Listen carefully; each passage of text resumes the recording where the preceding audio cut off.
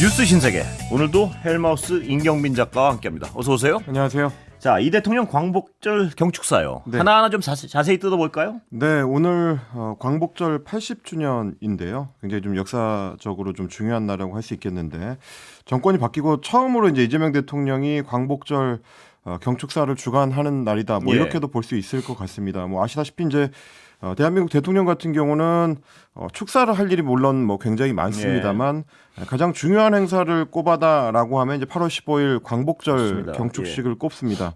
뭐 3.1절과 함께 이제 가장 중요한 두 개 행사, 그 중에서도 가장 중요한 단 하나를 남기면 이제 광복절이 될 텐데, 예. 뭐 이재명 대통령 입장에서도 임기 첫 해에 첫 번째 광복절이다 보니까 의미를 좀 많이 담았던 예. 것 같습니다.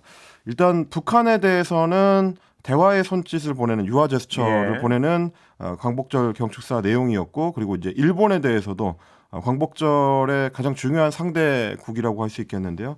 미래지향적인 협력을 좀 당부하는 뭐 그런 예. 모습을 보였습니다. 북한을 향해서는 사실 지난 대선 후보 시절부터 이재명 대통령 같은 경우는 대화 쪽에 초점을 맞추고 뭐 협력과 대화, 화해 이런 쪽에 이제 무게를 두었었고, 일본에 대해서는 과거사 문제를 직시하되 동시에 협력을 함께 가져가겠다라는 입장을 예. 보였는데, 이제 이른바 이제 이재명식 실용 외교의 예. 이제 흐름입니다. 이번에 경축사에서도 역시 대북 대일 정책은 이제 기조가 크게 바뀌지 않았다. 뭐 이렇게 보시면 될 것 같습니다. 예.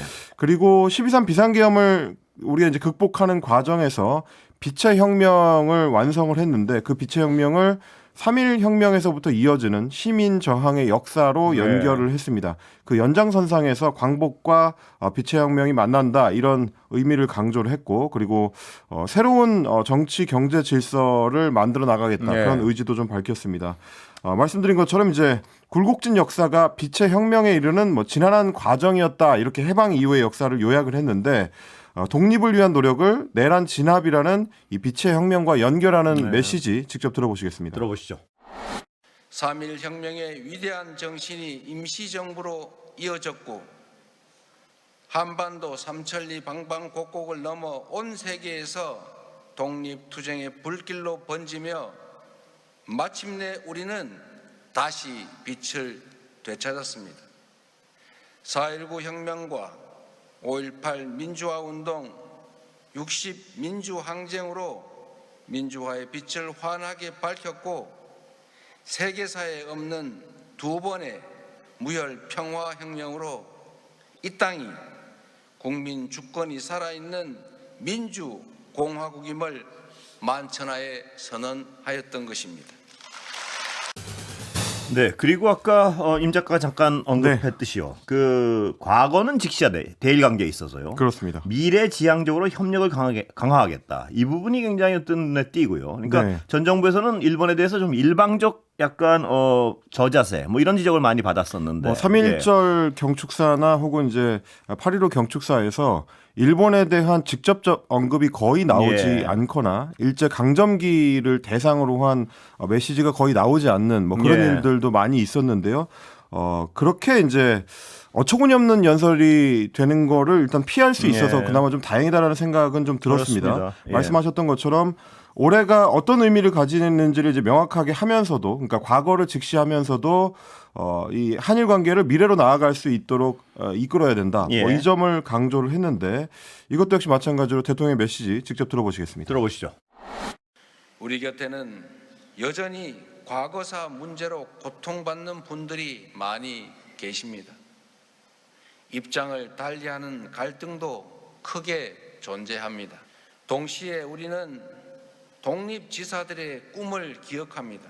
가혹한 일제 식민 지배에 맞서면서도 언젠가는 한일 양국이 진정한 이웃이 될 수 있을 것이라는 희망을 놓지 않았던 그 선열들의 간절한 염원을 이어가야 합니다. 신뢰가 두터울수록 협력의 질도 높아지게 마련입니다. 일본 정부가 과거의 아픈 역사를 직시하고 양국 간 신뢰가 훼손되지 않게 노력해 줄 것으로 기대합니다.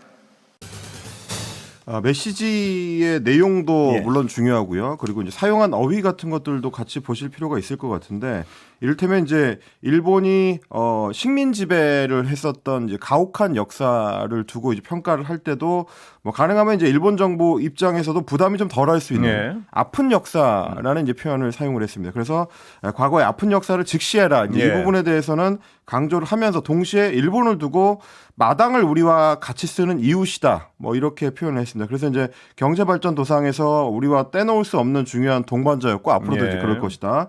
그리고 양국이 신뢰를 기반으로 미래를 위해서 협력할 때 초격차 인공지능 시대의 도전도 능히 헤쳐나갈 수 있을 네. 것이다. 그러니까 이제 앞으로 뭐 AI 시대라든지 지금 일본과 한국이 동시에 맞이하고 있는 새로운 경제 질서의 시대에 대해서도 뭐 함께 대응해 나가야 된다. 예. 뭐 이런 취지의 이야기로 좀 읽힙니다. 그만큼 역사적 문제에 대해서는 양보하지 않겠다라는 것을 네. 선을 좀 명확하게 그으면서도 뭐 함께 또 이제 역시 마찬가지로 협력을 강화하겠다. 그러니까 투 트랙 기조를 예. 재확인을 한 셈이고요. 23일부터 24일까지 일본을 방문하는 일정이 지금 예정이 돼 있습니다. 예. 원칙에 따라서 한일 정상회담을 할 때 이제 미래지향적인 협력을 가져가겠지만 과거사 문제에 대해서도 대통령이 아마 일본 총리를 만났을 때 어떤 형태로든지 이제 메시지를 내게 될 걸로 예. 읽히는 뭐 그런 연설이었다라고 생각하시면 될 것 같습니다. 예. 그리고 역시 이제 전통적으로 8.15 광복절에는 이제 북한에 대한 대통령의 메시지가 나왔었습니다. 사실 이제 해방과 동시에 또 분단을 겪었었던 역사가 우리한테 있기 때문인데 오늘은 이제 북한하고 대화를 재개하겠다라는 점을 포기하지 않았습니다. 네. 신뢰 회복과 대화 복원부터 시작하는 게 순서다라고 이야기를 했고요. 그리고 새 정부 출범 이후에 정부가 했었던 여러 조치들, 일테면 이제 대북 풍선을 날리지 못하게 막는다든지, 뭐 혹은 이제 북한을 향한 이제 확성기 대북 방송을 중단한다든지 이런 일종의 유화 제스처들을 하나하나 거론을 하면서 앞으로도 실질적인 긴장 완화와 함께 신뢰 회복을 위해서 일관된 조치를 취하겠다. 예. 뭐 이렇게 이야기를 했습니다. 그러면서 또 구체적으로는 9.19 군사합의 복원과 체제 존중에 대한 입장을 밝혔는데요. 직접 들어보시겠습니다. 들어보시죠. 우선 현재 북측의 체제를 존중하고 어떠한 형태의 흡수 통일도 추구하지 않을 것이며 일체의 적대 행위를 할 뜻도 없음을 분명히 밝힙니다. 특히 남북 간 우발적 충돌 방지와 군사적 신뢰 구축을 위해 9.19 군사 합의를 선제적으로 그리고 단계적으로 복원해 나가겠습니다. 네. 예. 말씀드린 것처럼 사실 이제 용어를 한번 주목을 해보셔야 되는데 북한이라는 이제 제3자적 호칭을 사용하지 않고 예. 북한 입장에서는 거북해하는 어휘거든요. 예. 그 대신에 이제 북측이라든지 네. 북이라는 식의 이제 표현을 써서 화해 제스처의 연장선에서 이제 표현을 했습니다. 예. 그리고 북핵 문제에 대해서도 매우 어려운 과제임을 인정한다라고 했고, 그러면서 이제 원칙적인 비핵화 입장을 우리가 가져가면서도 주변 국가의 협력을 기반으로 해법을 찾겠다. 예. 이렇게 얘기했습니다. 그럼 뭐 일방적으로 이제 포기해라 이런 식의 메시지보다는 이제 유화적인, 예. 그러면서 동시에 이제 해법을 찾자라는 취지의 이야기였는데요. 그래서 북핵이라고 직접적으로 표현하지 않고 핵 없는 한반도라는 뭐 다소 좀 이제 조심스러운 표현을 좀 사용을 했습니다. 그러니까 지금까지 취임 이후에 취해왔었던 일본에 대한 외교 어떤 전략, 그리고 이제 북한에 대한 어떤 한반도 전략, 이런 것들을 이제 일관되게 비슷하게 실용적으로 가져가겠다. 뭐 이런 취지의 연설이었던 것 같고, 뭐 이전 정부 특히 이제 윤석열 정권 시기하고 비교를 해보자면 광복절 경축사에 뭐 북한 공산 세력이라든지 뭐 반국가 세력이라든지 굉장히 좀 대결적이고 체제 내부 전쟁을 이제 연상시키는 네. 뭐 그런 이제 과격한 언어들에 비하면 상당히 이전 정권들하고 유사한 예. 화해 협력에 좀 초점을 둔 뭐 좀 뭐랄까요, 이제 품격을 좀 많이 회복한 이전 정권에 비하면 뭐 그런 연설이 아니었나 종합 평가를 해볼 수 있을 것 같습니다. 그리고 국기에 대한 맹세한 행장이 어떤 화제가 된 것 같습니다. 보니까. 네, 오늘 이제 배우 조진웅 씨가 예, 잠시 후 4부에 여기서 출연할 예정입니다. 예, 맹세물을 낭독을 했는데요. 뭐 자세한 이야기는 뭐 4부 인터뷰에서 또 들어보실 수 있겠습니다. 예. 자, 그리고 일본 총리가요. 패전 추도사에서 반성을 언급했습니다. 13년 만인가요? 예. 네, 반성이라는 단어가 나온 게 예. 그러니까 일본 총리의 기념식에서 전몰자 추도사를 하는 과정에서 반성이라는 단어가 나온 게 13년 만입니다. 13년 만이요. 예. 예, 뭐 놀라실 분들 많으실 텐데 이시바 시게루 총리가 원래도 일본 내부에서도 이제 다른 정치인들에 비하면 예. 역사 문제에 대해서는 좀 원칙적인 입장을 가지고 있는 정치인으로 알려져 있긴 네. 합니다. 그럼에도 불구하고 이제 일본 내부에서 워낙 이제 극우적인 정치인들이 주류를 이루고 있다 보니까 총리가 단독으로 급진적인 메시지를 내기가 좀 쉽지가 네. 않거든요. 그래서 우리 입장에서는 충분하지 못하지만 뭐 이전에 비하면 좀 발전된 뭐 그런 입장을 냈다라고 보실 수가 예. 있겠습니다. 패전 80주년 일본 입장에서 이제 패전 80주년인데요. 그 동안에는 또 한동안 또 이제 일본 총리들이 이제 종전이라는 단어를 강조를 해왔습니다. 일본이 태평양 전쟁을 일으켰다가 패했다, 패전했다, 몰락했다라는 표현을 이제 회피하고 싶어서 전쟁이 끝났다라는 이제 중립적인 표현을 많이 네. 사용을 했었는데 이시바 시게루 총리 같은 경우는 이제 패전이라는 단어를 여러 번 강조를 해서 패전이라고 써야 된다라고까지 이야기를 했습니다. 네. 오늘 도쿄 일본 무도관에서 전국 전몰자 추도식을 가졌습니다. 그러니까 전쟁 시기에 이제 사망했었던 사람들을 이제 추모하는 행사인데 전쟁의 참화를 결단코 되풀이하지 않겠다라고 이야기하면서 그 전쟁, 그러니까 태평양 전쟁을 얘기하는 겁니다. 그 전쟁의 반성과 교훈을 이제 다시 가슴 깊이 새겨야 된다라고 이야기했고요. 지난 80년간 우리나라는 일관되게 평화 국가로 걸어오며 세계 평화와 번영에 힘써왔다. 이런 네. 점들을 강조를 했습니다. 말씀드린 것처럼 일본 총리가 패전일 추도사에서 반성이라는 단어를 언급한 거는 아베 신조 제2기 이후로 예. 이제 13년 만이고요. 뭐 다만 우리가 봤을 때는 이 메시지의 방향이 좀 애매하긴 합니다. 좀 붕 떠 있다라는 표현을 드려야 될 것 같은데 일본이 침략한 전쟁 때문에 실제로 피해를 입은 뭐 우리를 포함한 동북아시아, 동남아시아의 여러 이제 식민 지배를 당했었던 피해 국가들에 대해서는 직접적인 반성의 표현을 하지는 않았습니다. 네. 무엇에 대한, 그러니까 누구를 향한 반성인지를 좀 모호하게 처리를 했기 때문에 뭐 이시바 시게루 총리 입장에서는 일종의 타협을 한 걸로 좀 읽히는 뭐 그런 대목이고요. 다만 이시바 총리는 그동안에도 일본이 문민 통제를 받지 않고 전쟁을 무단으로 일으켰던 데에 대해서 이제 지속적으로 이제 비판적인 의견을 밝혀왔었고 반성이라는 표현 그리고 이웃 국가들이 받았던 피해에 대해서 언급하는 것도 2012년 12월에 아베 신조가 총리 재집권을 한 이후로는 완전히 뚝 끊겼었습니다. 그 뒤에는 뭐 아베 총리를 이었던 뭐 이 기시다 총리라든지 뭐 이런 총리들이 대체로 아베 신조하고 입장을 같이 했었는데요.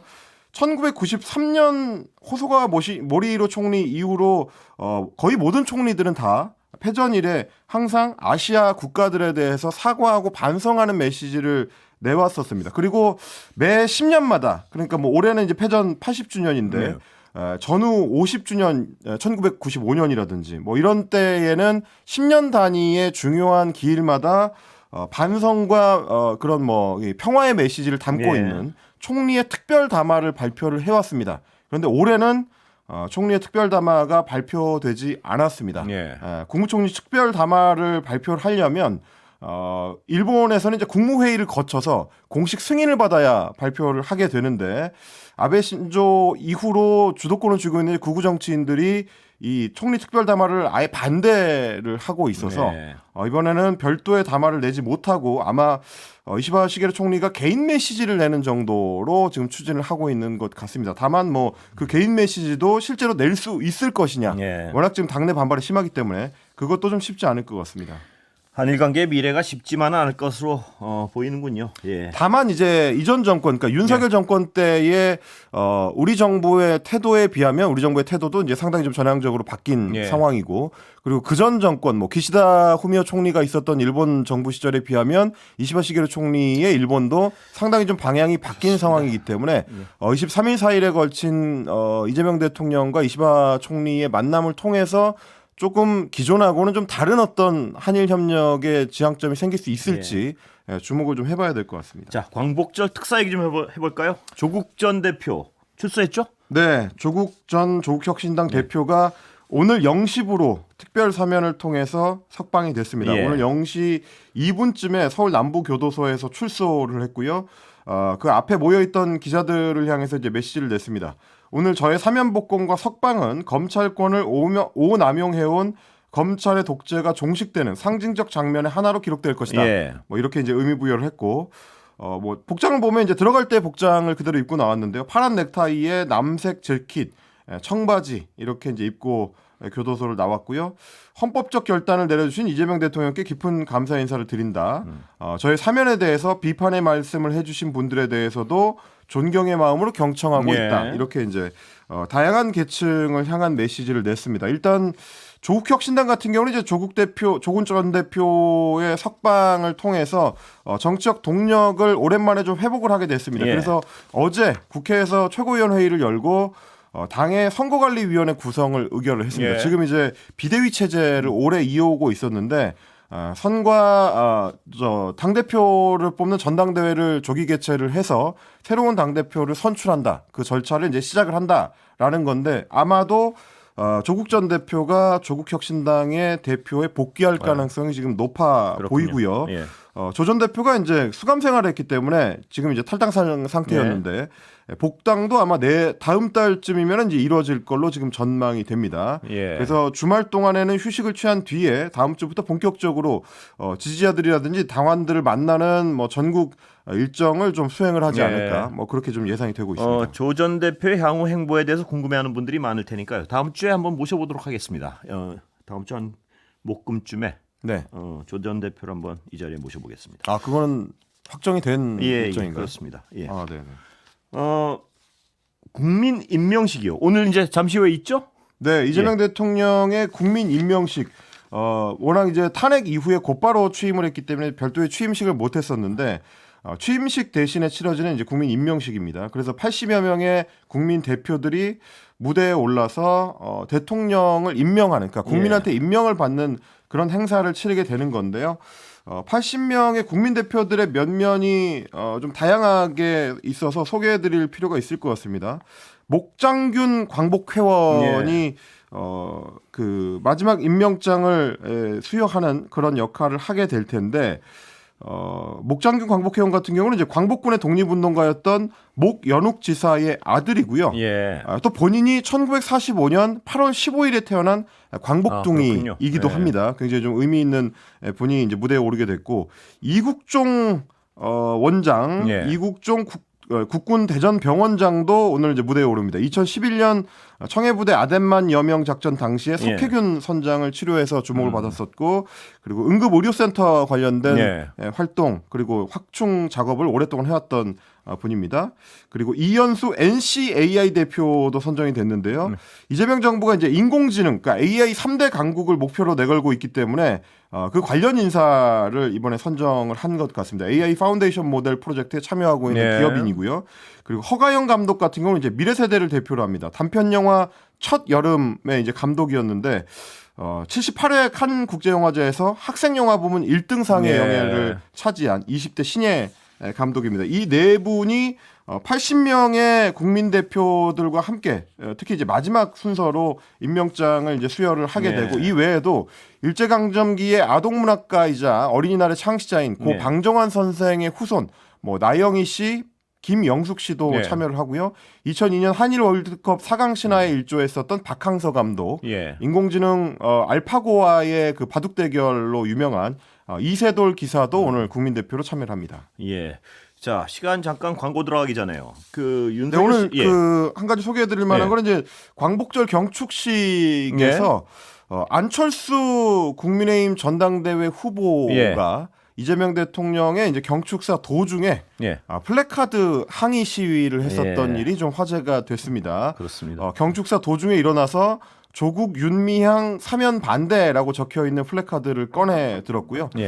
경축사가 끝날 때까지 그대로 서서 항의를 했습니다. 윤석열 씨 부부 말입니다. 네. 여러 가지 어떤 특혜 의혹에 있었는데 구치소장 바뀐 다음에 좀 이런 모든 특혜가 사라졌다 이렇게 볼 수 있는 건가요? 네, 어제 저희가 잠깐 소개해드렸던 이제 서울구치소장의 인사 조치를 통해서 뭐 그동안 받아왔었던 특혜를 이제 사실상 못 받게 됐습니다. 일단 법무부가 윤석열 씨한테 이제 단독 변호인 접견실 제공을 중단하기로 했습니다. 어젯밤에 정성호 법무부 장관이 페이스북에 글을 올려가지고 별도로 이 내용을 이제 밝혔는데요. 그동안에 전직 대통령 예우 차원에서 과거에 구속됐었던 이전 전직 대통령들하고 동일하게 단독 접견실 사용을 관행적으로 용인을 해왔다. 네. 근데 이걸 악용을 해서 수사와 재판을 비롯한 모든 법적 절차를 거부하고 변호인 접견을 핑계로 장시간 접견실을 개인 휴게실처럼 사용하는 예. 이런 부당한 행태를 시정하기 위해서 개인 접견실, 단독 접견실 제공을 중단하기로 했다. 이렇게 밝혔고요. 그리고 이제 그러면서 동시에 남부구치소에 대해서도 마찬가지 조치를 취하게 됐다라고 네. 이야기를 했습니다. 그 얘기는 곧 김건희 씨 같은 경우도 역시 마찬가지로 단독 접견실 사용을 못한다라는 얘기가 되는 겁니다. 네. 그러면 이제 앞으로는 윤석열 씨 부부가 변호인 접견을 할 때도 다른 수감자들과 마찬가지로 일반 접견실을 사용하게 되고, 뭐 일반 접견실이라는 게 뭐 특별한 게 있는 게 아니고 다른 수용자들도 각각 개별적으로 이제 변호인들을 접견을 하지만 네. 같은 공간 안에 여러 명이 사용을 네. 하게 된다. 뭐 이런 얘기가 되는 겁니다.